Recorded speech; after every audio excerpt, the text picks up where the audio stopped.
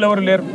100 గజాల్లో కొన్ని రేకుల షెడ్లు, కొన్ని గుడిసెలు, కొన్ని ఈ మధ్యన అప్పో సప్పో చేసి కట్టుకున్న ఇండ్లు, వాటిని కూల్చడానికి మీకు మనసెట్లా వచ్చింది అని జిల్లా మరి మంత్రులు నేను అడుగుతా ఉన్నా.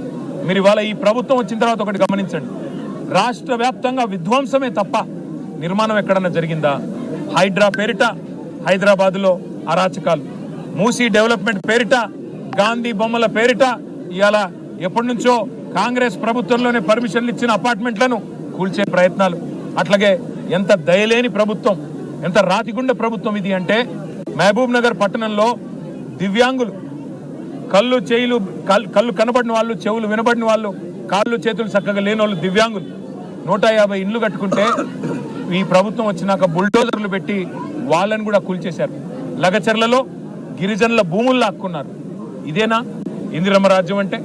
గిరిజనుల భూములు లాక్కోవడం, గిరిజనుల మాన ప్రాణాలకు హాని తలపెట్టడం, వారికి గౌరవం లేకుండా చేయడం, దళితులను ఇబ్బంది పెట్టడం, బలహీన వర్గాలను ఇబ్బంది పెట్టడం, చివరికి దివ్యాంగుల ఇండ్లు కూలగొట్టడం ఇందిరమ్మ రాజ్యం అంటే?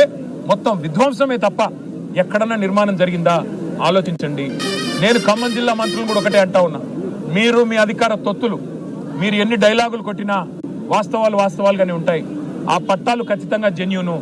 మీ పక్కన ఉండే దొంగలు కొంతమంది 3 రియల్ ఎస్టేటు వ్యాపారులు, వారి ప్రయోజనాల కోసం 3 మంత్రులు పనిచేస్తూ ఉన్నారు. వాళ్ళెవరో మీకు తెలుసు, మాకు తెలుసు. సందర్భం వచ్చినప్పుడు పేర్లతో సహా బయట పెడతాం. ఖచ్చితంగా ఆ 3 రియల్ ఎస్టేట్ వ్యాపారుల కోసం ఇవాళ మీరు దాదాపు 910 కుటుంబాలని మెడలు బట్టి రోడ్డును నూకినందుకు వారి శాపాలు, వారి ఆక్రోశం, వారి కన్నీళ్లు ఉత్తగానే పోవు. తప్పకుండా ఆ కన్నీళ్లలో మీ ప్రభుత్వమై కొట్టుకుపోయే రోజు వస్తుందని చెప్పి కూడా నేను హెచ్చరిస్తా ఉన్నా. జరిగిన తప్పును సరిదిద్దుకోండి. అధికారం మత్తులో ఇవాళ మీరు చేసిన తప్పును మంత్రులకి నేను విజ్ఞప్తి చేస్తా ఉన్నా, డిమాండ్ చేస్తా ఉన్నా, వెంటనే సరిదిద్దుకోండి. అక్కడే ఇల్లు కట్టివ్వండి.